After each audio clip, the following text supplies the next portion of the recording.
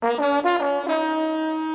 All of Us research program recently completed its first year on a national level. This year has gone by incredibly fast, but we've also had some incredible accomplishments in the All of Us research program. The doors are open. Consider joining this audacious research effort. And All of Us Wisconsin will soon wrap up its first year as well. You should join this effort, because without this program, we can't get closer to the answers in solving health mysteries. Participating now means being a part of history and the future of healthcare. We'll update you on the largest medical research program in our nation's history. And later, we'll hear an inspiring personal story of how All of Us is offering hope to a family in our community. Maybe Scott won't benefit from this, but if I can do anything to change the outcome for my kids or my grandkids, that to me is worth it alone, making sure people know about the All of Us research program. It's a show about all of us inside this edition of CTSI Discovery Radio.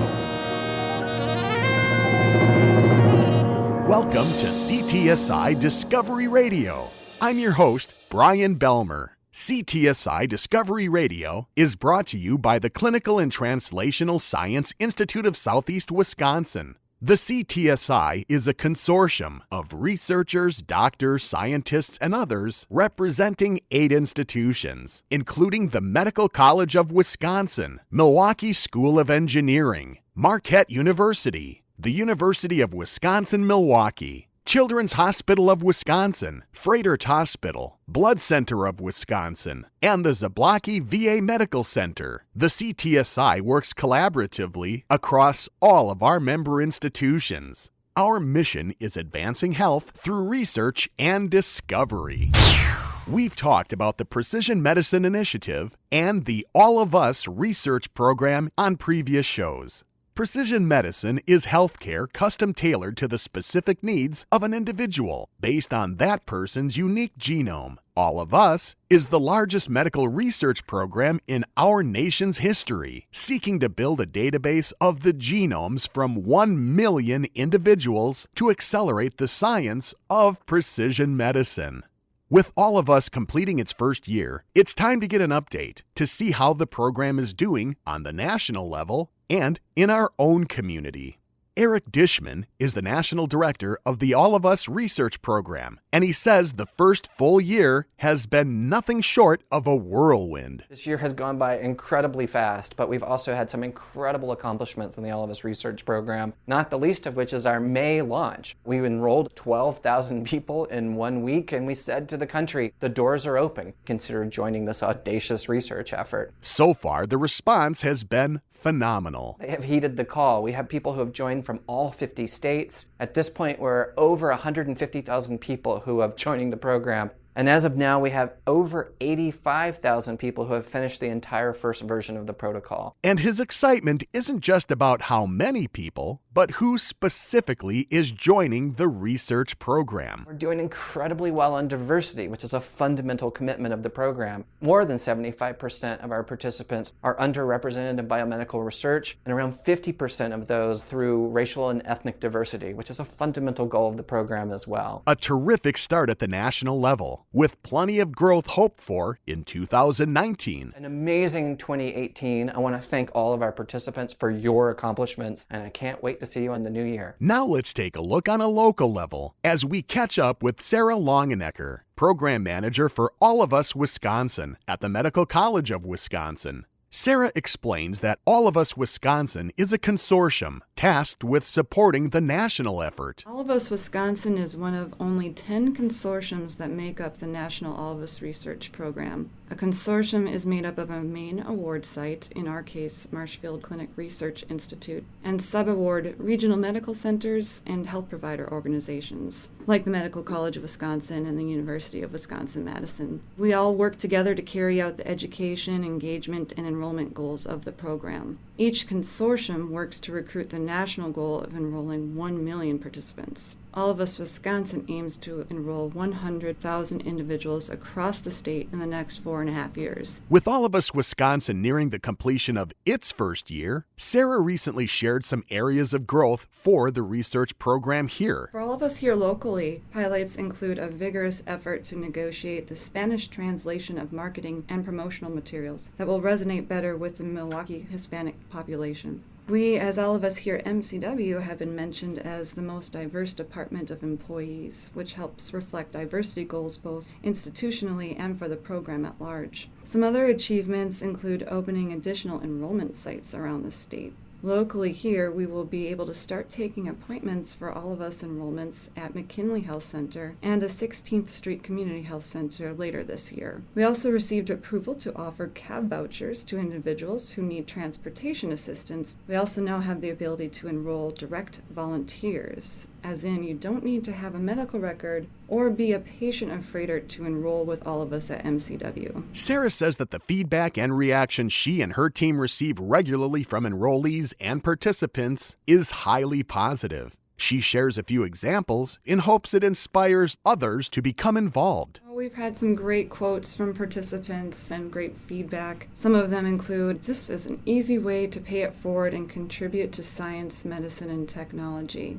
The staff are so friendly and made the enrollment process easy."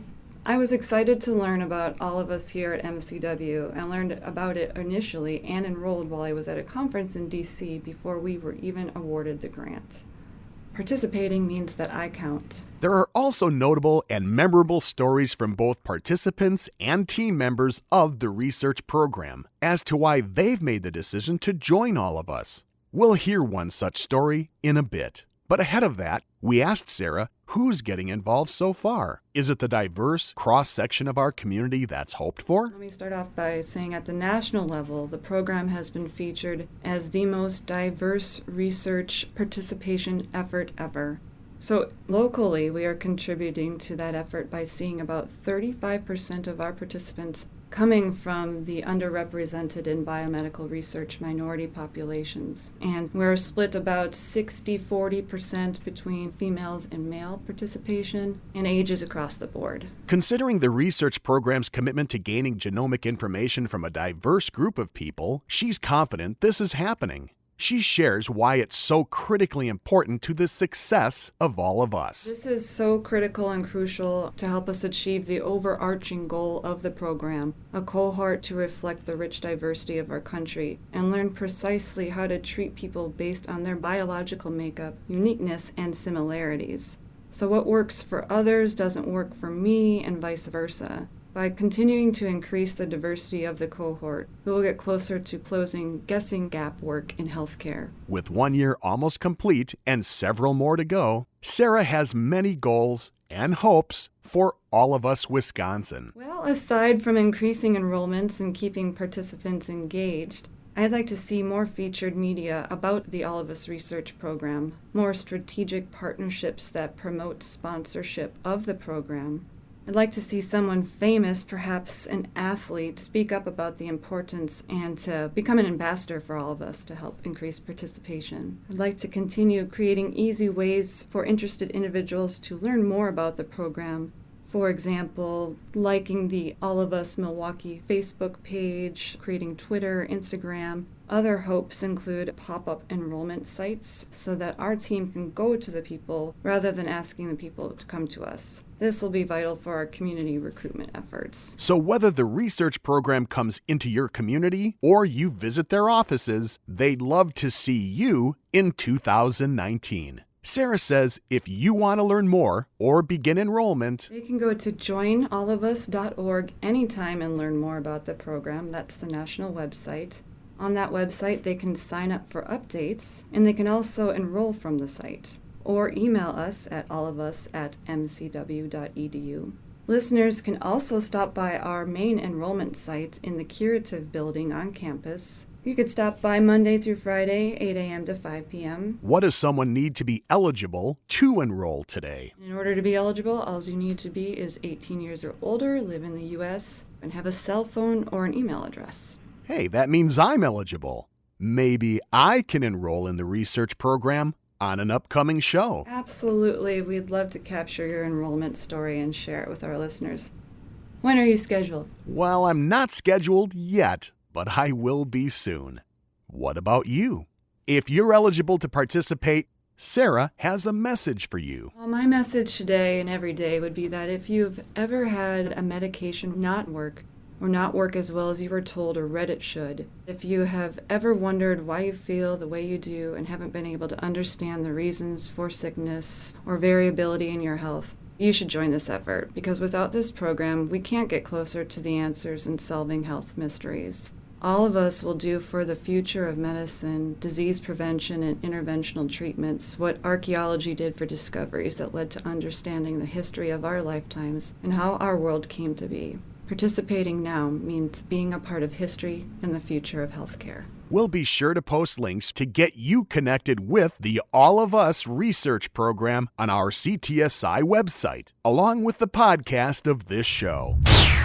While the All of Us research program aims to enroll at least 1 million participants to help advance precision medicine is designed to provide better outcomes for individuals. The promise of precision medicine is to change lives, all of our lives. Yes, in the future, but hopefully today as well. Meet Jenna, a wife and mother who has very personal interest in making sure the All of Us research program succeeds. Today, she's agreed to share her family's story with us. My husband and I are the storybook couple. We met each other in high school, and then we got married, and then we have 3 kids. Our family is pretty average. We're not extravagant, but we're also really happy with what life has given us so far. Jenny begins by telling us life was pretty good. Everything seemed great. Like, this is how we envisioned our life, right on track for what you would expect since we got married. So I think it was pretty good and comfortable. Jenna and her husband Scott began settling into their careers, but then some things started to change. He's a hard worker. He's an operating engineer. So he had a really good job. I was starting my career in genetics like I wanted to, and then I lost my job. And that's pretty much right around when Scott started having his symptoms. Symptoms of an illness that would change their lives immeasurably, and symptoms which weren't leading doctors to a diagnosis. Scott always had some respiratory issues growing up as a kid, but then they started to get more, and then we realized he was being hospitalized, and then they couldn't figure anything out, but he'd get better and they'd send him home. And the same thing would happen. High fevers, abdominal pain, right back in the ER, they admit him just to go home with no answers to our questions. Meanwhile, based on her professional background working in genetics, Jenna became increasingly concerned. Having my background with the job that I did have, when I started seeing the high fevers and the night sweats and the weight loss, it kind of had this red flag, this isn't good. And soon, frustration set in as Scott's symptoms remained undiagnosed. I've always been one to be respectful of doctors, but it was no conclusion, no answers. So then I started challenging the doctors, and I'm like, well, have you guys ever considered seeing a hematologist? And oh, no, you're just saying that because of where you worked. And I'm like, he's been hospitalized 5 times in 1 year with no different outcomes. His condition worsened. Her frustration grew. And Jenna advocated harder for her husband. Our life started changing. He wasn't able to work. It was hard for me to balance going to work, taking the kids to school, and having a sick husband in the hospital. So eventually I pushed hard enough, and I'm like, I'm not leaving here until you get us a hematologist appointment. Finally, Scott did see a hematologist, and Jenna's instincts proved to be right. I was like, just do a test and ease my mind. We had a biopsy, and sure enough. So it took a full year, but Scott was diagnosed with follicular lymphoma, cancer. Follicular lymphoma. What exactly is it? We went to an expert to find out. Dr. Andrew Evans is director of the lymphoma program at Rutgers University and a member of the Scientific Advisory Board for the Lymphoma Research Foundation. Dr. Evans tells us, follicular lymphoma is a type of non-Hodgkin's lymphoma, and non-Hodgkin's lymphoma is a cancer of the immune system. He elaborates on our immune cells. Immune cells prevent or fight infection. They grow initially in the bone marrow, go into the blood, and ultimately localize to the lymph nodes.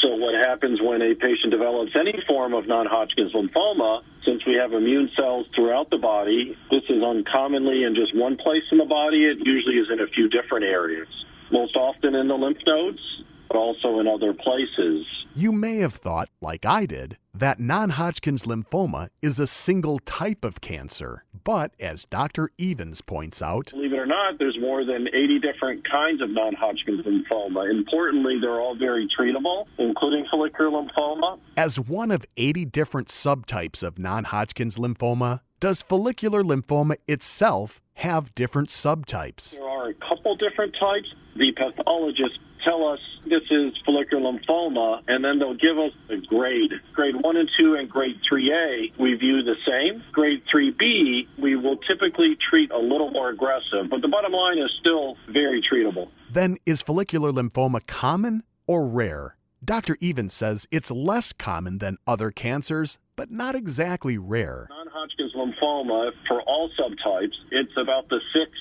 most common. There are approximately 80,000 new cases of all non-Hodgkin's. Of those 80,000, follicular lymphoma accounts for about 20% of those. So I think lymphoma is not rare, but if we're saying there's only 16,000 absolute cases diagnosed a year, it all depends. Yes, it's the second most common non-Hodgkin's, but compared to things like breast cancer, it's less common, but not rare. Another common characteristic of follicular lymphoma is that it's not particularly aggressive. More often than not, we'll use the word indolent, slow growing. And in many cases, patients show no symptoms leading up to their diagnosis. I would say of new diagnoses, almost a third of them are picked up incidentally. They're asymptomatic and they might have been shaving and felt a little lymph node, but otherwise feel great. As Dr. Evans mentioned, follicular lymphoma, like most lymphomas, is very treatable. And because it's slow growing, oftentimes treatment is delayed well after its diagnosis. We often will not rush to treatment. And so even on a new diagnosis, if a patient otherwise feels great, we might initially just observe them. I have a handful of patients who will go 5, some even 10 years, not need treatment. Because what we know is, yes, it's treatable, and we don't want to start to burn bridges if we don't have to, knowing that there'll be more likely than not multiple treatments over a patient's lifetime. But it's a sweet spot where you don't want to wait too long, you don't want to go too fast. Once a patient does receive treatment, do they typically respond positively? They really do. So once treatment is indicated, you would personalize that because it's not a one-size-fits-all when to treat, and it's also not a one-size-fits-all what to treat with. Regardless of the what, yes, the majority of patients with treatment, when it's indicated, will thankfully go into remission. Which is encouraging. But how long does remission usually last? The length of remission will partly depend on what treatment was used, but I would say the average length of remission is 4 to 5 years. But are there a handful of patients who that remission might last 10 to 15 years? Yes. And if a patient relapses, can they go back into treatment? Absolutely. With that scenario, it ends up being kind of a mini reassessment. If the treatment lasted on average or longer, sometimes you can reuse that same treatment again, especially if it was well tolerated. So it really is kind of reevaluating, and thankfully we have multiple different options to choose from. But while follicular lymphoma is treatable, the fact remains it is a chronic disease. Even though it's treatable, we know it's more of a chronic disease. We'll often say very treatable, but not curable. Although it is a lifelong condition, can patients with follicular lymphoma expect a reasonable quality of life? Thankfully, the answer is yes to that. Especially once a patient enters remission, they should really return to their normal pre-disease activity, and even during treatment. Yes, we want to get into remission, but we want to do it with as minimal amount of therapy. Quality of life is a critical aspect. Back to Jenna and Scott's story. After a year of frustration, Scott was finally diagnosed with follicular lymphoma. He was stage 3, grade 1. So it was in the lymph node, and it was also in his neck and in his spleen. So because I already went to an organ, they consider that stage 3. So that's the actual diagnosis. It was a lot to take in. Jenna reflects on her and Scott's initial reactions. They were completely different.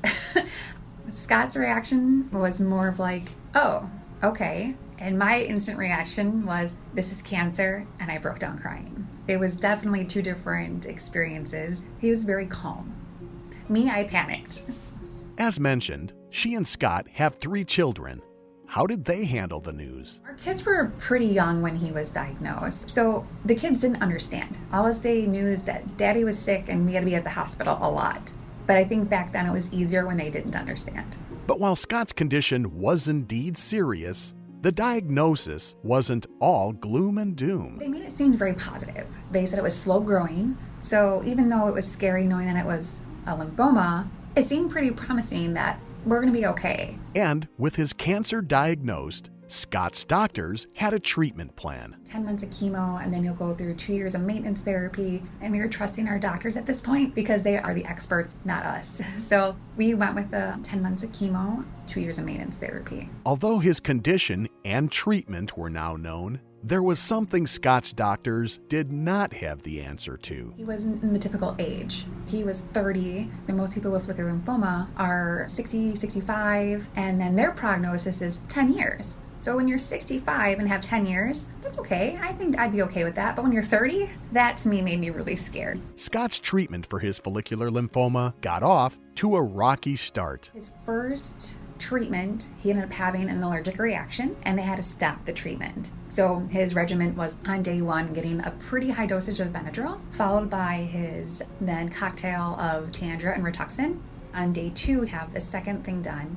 On day 3, it was just a shot. So his regimen was once a month for 3 days. Did Scott respond positively to treatment? He did, and it showed that the cancer was getting less and less. And then when he entered into maintenance therapy, it was shown that it was in remission. But now to better his chances of keeping it in remission, we were supposed to go once a month for that Rituxan treatment. But just as his chemo treatment got off to a rocky start, his maintenance therapy hit a rough patch as well. We only made it through a year, and then we started seeing his health decline again. So we were worried that it was already coming out of remission. What ended up happening is that they figured out he's actually allergic to the medication. So they decided to end the maintenance therapy. She speaks matter-of-factly, but the true fact is, life became very difficult for Scott, Jenna, and their family. Life was very different. Scott was not able to work at all. When he received his treatment, he would be bedridden for almost a week. So it was very hectic.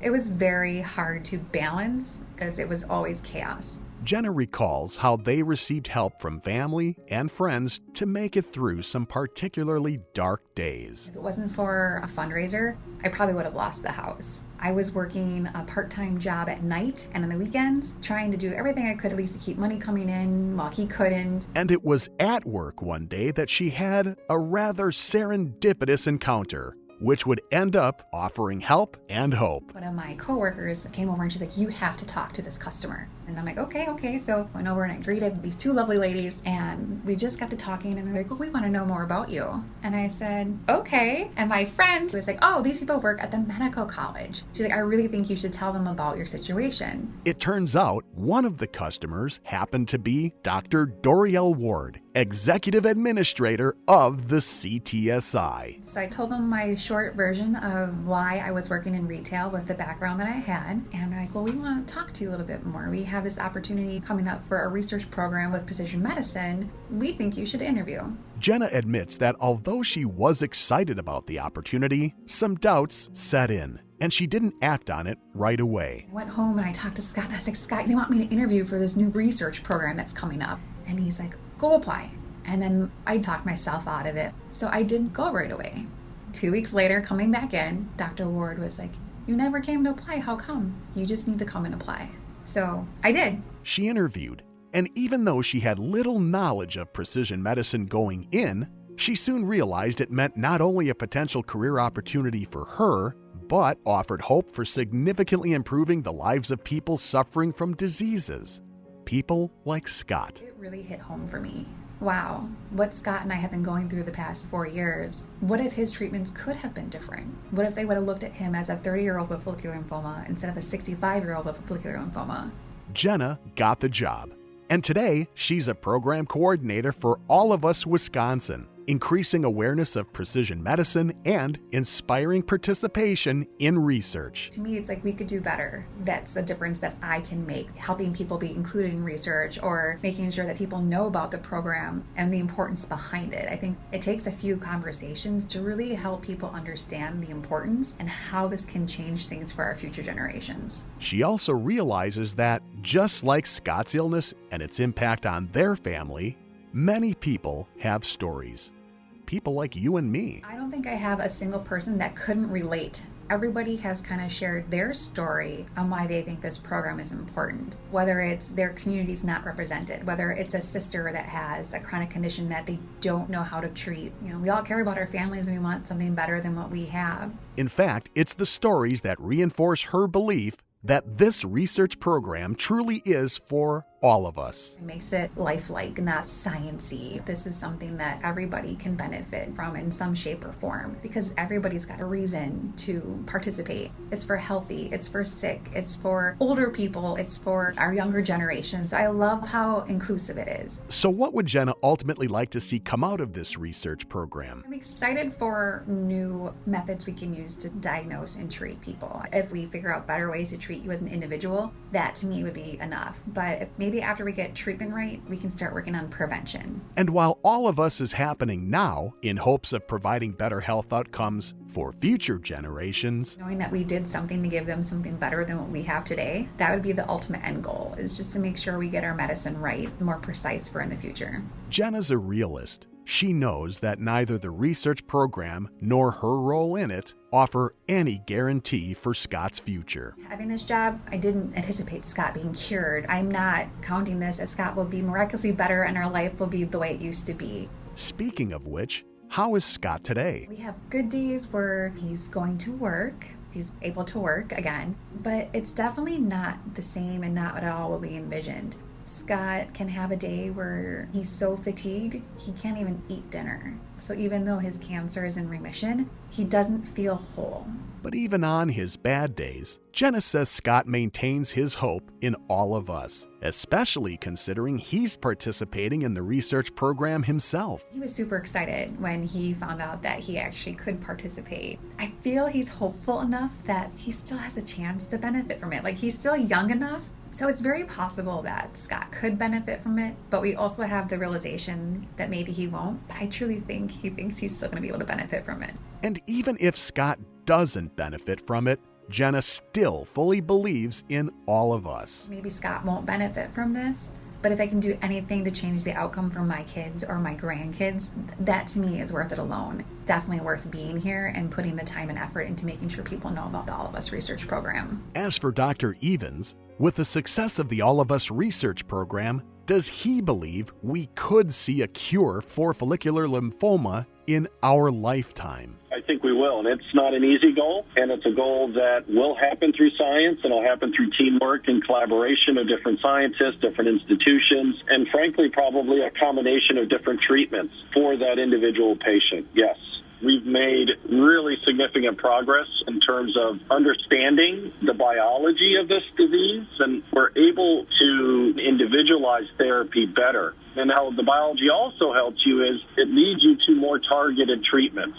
There's still a lot more to learn, how we make that progress, better treatments, and listen, our goal is a cure, quite frankly, in follicular lymphoma. And so the two ways we do that are A, through science, and B, clinical trials. And if you have any doubt whether you can make a difference by participating, Jenna says there is no doubt. Don't be afraid to participate in it. Just look at opportunities that you can make a difference. So participating in research is going to give us an option to change. If we don't participate in research, what's going to change?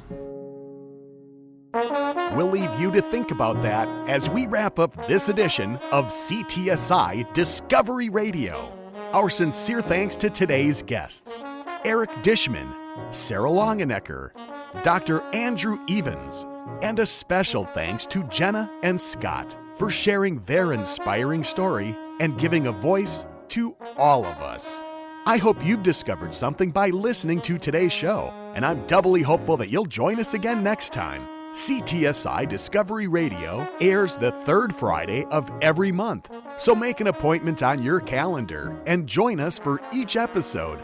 On behalf of the Clinical and Translational Science Institute of Southeast Wisconsin and all of our affiliate partners and members, I'm Brian Belmer, wishing all of us happier, healthier days ahead. For more information about research or to listen to this program online and on demand, please visit the Clinical and Translational Science Institute of Southeast Wisconsin website at ctsi.mcw.edu. CTSI Discovery Radio is written, produced, and hosted by Brian Belmer in collaboration with WMSE Radio. The CTSI and this program are under the direction of Dr. Reza Shakir.